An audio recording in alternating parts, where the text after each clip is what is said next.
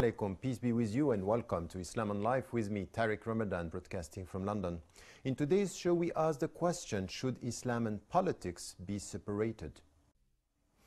This is an essential question when it comes to the dialogue with the West, where in the secular societies, what is said is politics and religion are separated, and we don't have, and they shouldn't be mixed, and they shouldn't be confused. Coming from the Muslim majority countries, the understanding is that Islam is promoting something which is a relationship between politics and religion in specific ways. And in fact, what was said in the West about theocracy is not what we are talking about when it comes to the Islamic reference. Still, we have today, even in the West, people who are playing with religion, and you can see in many Western contexts that this divide between religion and politics is not as clear as it is said. On the other side, in the Muslim majority countries, what we have today is sometimes clear references to religion, but also politicians, and sometimes religious voices playing with the Islamic reference as to promote and to nurture divisions, as we have today in the Middle East when it comes to the divide between Sunni and Shia, and sometimes within the specific tradition. So it's very important to get it the right way.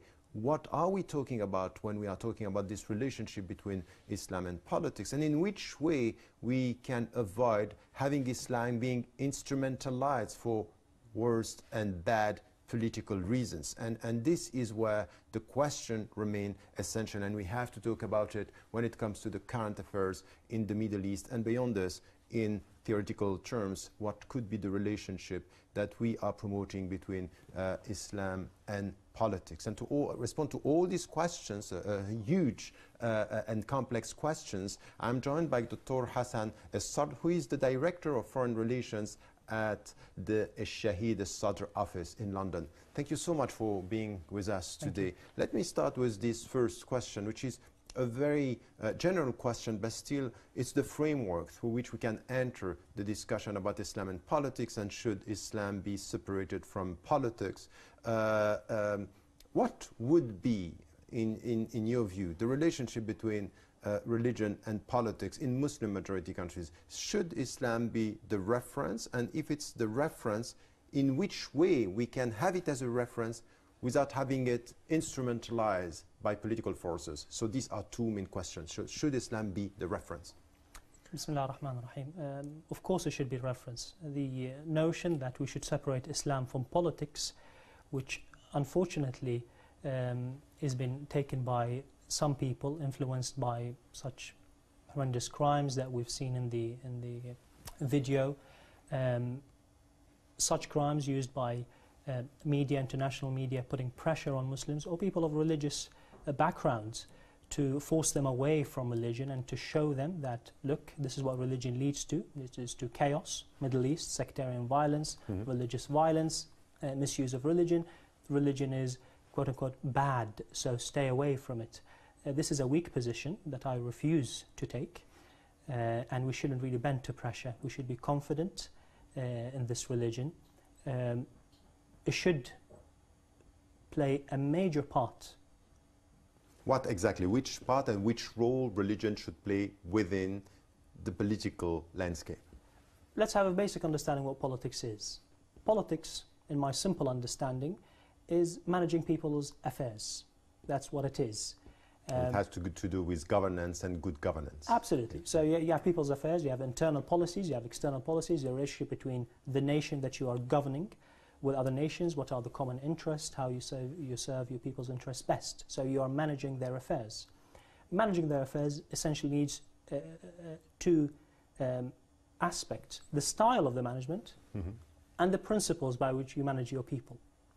The style of the management, be it a theocracy, a kingdom, or a republic, Islam, in the absence of the divinely appointed leader, leaves the option open to people to choose how they want the style to be, and we should just respect people's opinions and choices. The model is not set. The model is open to the historical model is open to human creativity. Now that's the model.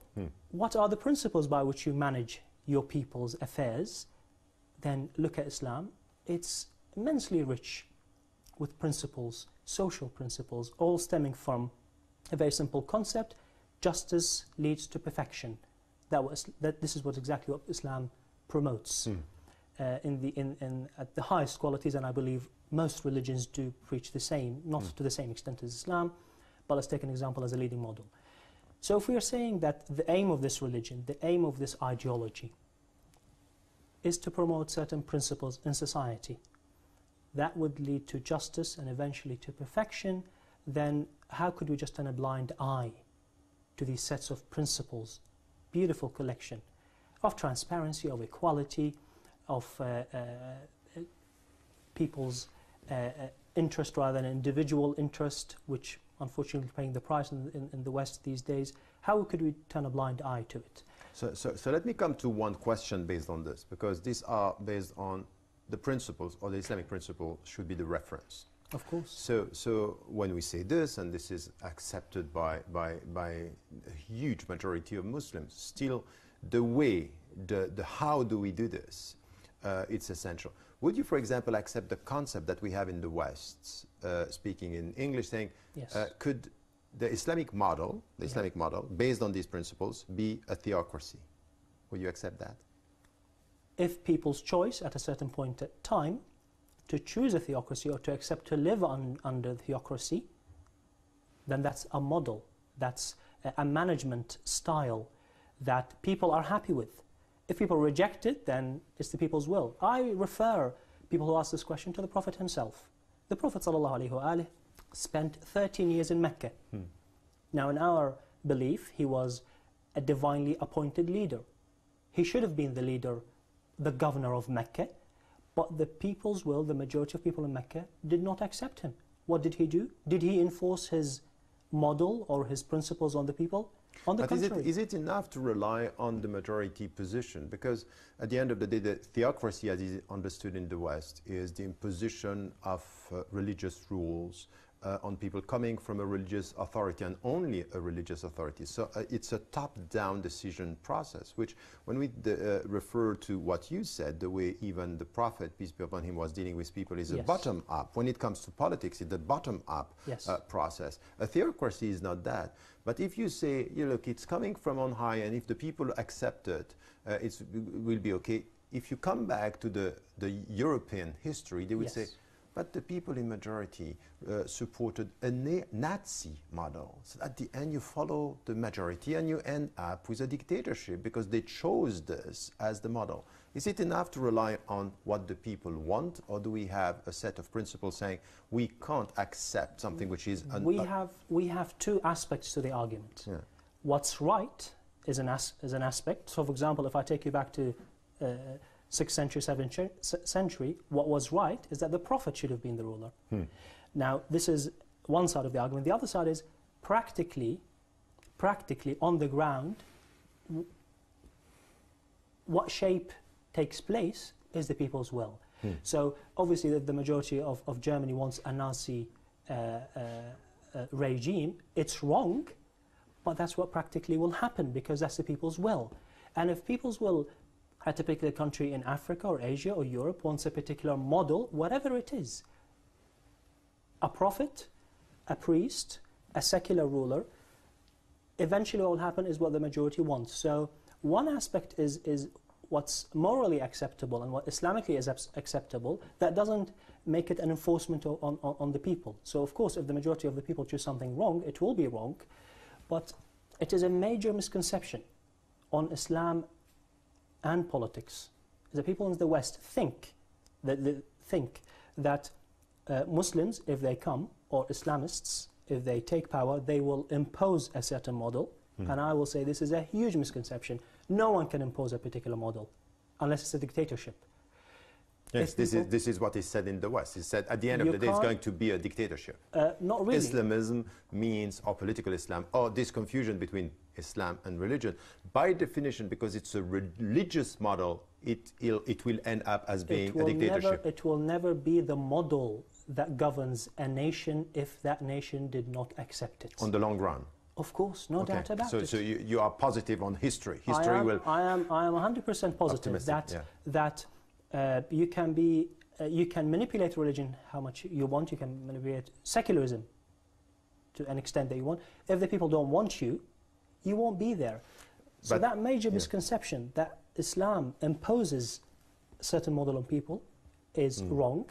It can't even happen. It doesn't actually, you can't materialize. It doesn't matter what we think the model is. It cannot take place. No, it's not said it's Islam. It's some Muslims Okay, could so manipulate this. But I want to come to the second question, which is connected to this one. I want you to start from what you were saying and to come to this second question. When you have people being involved in politics and they say, Islam is my reference, or it's an Islamic party, for example. Yes, use Islamic slogans. Islamic slogan or the Islamic reference. What we have today, and we cannot deny this, that some from within, they might have been very sincere in the fact that they were using the Islamic reference. And then when it comes with time, we have something else, is they think of themselves as being the Islamic reference or the majority reference, and they turn and attack other Muslims within the society. And it happens everywhere. Now this is a big challenge in the Middle East. It's a big challenge in Pakistan when we were talking about people, Shia, and attacking groups of people in the name of religion and saying, we are right. This is our religious right to show that these people are wrong. How do you deal with from an Islamic reference to a reference that is manipulated, instrumentalized? Excellent. So a mispractice, before we come exactly to what the mispractice is, a mispractice by a politician, a scientist, a scholar. Why do we, as public opinion, why do we always choose the easy way out? We respond similarly to the media pressure, to saying, look, this is what religious people do, this is what certain clerics do, this is what religion will eventually lead to. Back off religion. We tend to kind of shy away from our religion. I think this is a weak position. We should be proud of our heritage and our religion and actually say, actually, this is a handful of people, of Muslims who are manipulating. So let's come to the exact manipulation, which is, of course, to use threats, killings, crimes, and justified by religion. I think by Islam, talking specifically about Pakistan and other countries, it just puts extra pressure on us to spread the right understanding of what Islam is. Why should we again shy away from Islam and leave it to a handful of extremists who their tiny percentage can't even be quantified amongst the 1.5 billion people who share this beautiful faith? I mean, saying that's my religious duty to eradicate you from society because you're from a different school of thought or a different religion, is this belief really held by a majority of Muslims? A minority? It's not. It's a tiny minority that you can't even quantify. The correct understanding, which is shared, this is cross school of thought, except obviously the takfiris who don't share this with us. But let's talk about cross school of thought. Shia, Sunni, across all these different schools of thought who have emerged over 1,400 years of Muslim heritage, is that the concept of ukhuwa, of brotherhood, in modern terms it's called citizenship, dominates. I've never come across... I agree with you. I agree with you, but if you look at what is happening now in the Middle East, in many different societies now, from what is happening, what happened during what was called, the Arab awakening, the Arab Spring, the Arab revolutions, what is happening in Syria, the reality in the relationship between the countries, Lebanon, Iran, and also beyond this in Bahrain, in Pakistan. We can't deny that there is a problem here that we have to tackle head on by saying, if the religious voices are not clear, that we are all Muslims and we can't use Islam to use these group against the other, the Shia against the Sunni against the Shia. And the problem is not being a majority or minority. Of course it's having power. No, and some of the people who are vocal have power and they have followers. Of course. So what I guess your question is to the Muslim Ummah, what should it do? So no, to you, what should we do? Part of the Muslim Ummah, my answer is, I'm not going to basically run away from the scene and leave it to a handful of politicians or extreme clerics. I'm going to speak on behalf of, and I believe this voice is, again, across the Muslim Ummah, Shia, Sunni, that the concept of brotherhood, the concept of ukhuwa, which in modern terms called citizenship, I've never come across a Muslim text from a Sunni scholar or Shia scholar that tells me that in order for me to look after my neighbor, I need to know whether he's a Shia or a Sunni. I don't even have to ask him whether he prays or not. If he's a Muslim, if he's a member of this Ummah, if he's a citizen in my society, I need to look after him. I agree with that once again, but just to try to be realistic. Realistically, To be realistic means that the concept of al-ukhuwa al-Islamiyya, the brotherhood between Muslims, this is something which is essential and we have to understand. What we see today is driven by emotional realities and political challenges and political stakes. What we see now is that in the name of these political challenges, we are forgetting ukhuwa. So ukhuwa is nothing. So how do you deal with it? Yes. Exactly. So number one, you spread the correct awareness, because believe it or not, me and you, we share the same understanding, but because people have power in the Middle East, they're not spreading this. They've got their own minbar and their own TV stations and their own mosques and their own TV channels, and they're spreading, actually, there is no concept of ukhuwa. There is no such a thing. I'm of a particular school of thought. I exist. You disagree with me. You should not exist. So, to counteract this, number one, we need to spread the right awareness. And number two, to use the will of the Ummah, which has beautifully shown us in Tunisia, in Egypt, and in different parts of the Muslim Ummah, that the will of the Ummah is more powerful than a handful of clerics paid by a politician to But in practical terms, how can we do this? Because you can see now it's unsettled in Tunisia, unsettled in Egypt, not even with Shia and Sunni, between Sunni. It's within that you have the Salafi and the literalists against the reformists, and it's just tensions. And some people from outside are saying, you know what, at the end of the day, it's because these people, these Islamists or these Muslims who are confusing between politics and religion, are in fact using the divisive force of politics within religion, and we end up being divided in the chaos, the religious chaos. Let me draw some positive examples. I know at the moment it's all looking rather dark in the Middle East, but actually we have some positive examples. We have, for example, in Lebanon, Sayyid Hassan Nasrallah. Everyone knows he's a Shia Muslim. His stance with Palestine and the right of the Palestinian people, and supporting the stance of the Palestinians without even asking what sect they come from, are there any mutual interest or not. He and the people behind him have been the strongest supporters of the people of Palestine, despite different schools of thought, despite some political interest that actually you have the fight, your own fight, I need to look after my people. That's one. The understanding is very simple. It is shared in the heart of every single Muslim. That brotherhood comes before any sectarian differences. And if you that's the principle. That is the principle. And if you see that the book you're reading or the cleric you're listening to preaches against this Quranic principle, then make sure you choose to listen to someone else. And if the politicians you're supporting preaches against this or practices against this, and another beautiful example of this was what happened recently in Iraq, when the people of Anbar in western Iraq, predominantly a Sunni Muslim area, had several demonstrations against the policy of the government led by a Shi'i prime minister. They had an overwhelming support from Sayyid Muqtadى الصدر, who is a Shi'i scholar, a Shi'i figure supporting Sunni Muslims in a demonstration against a Shi'i politician. That is an example to be proud of.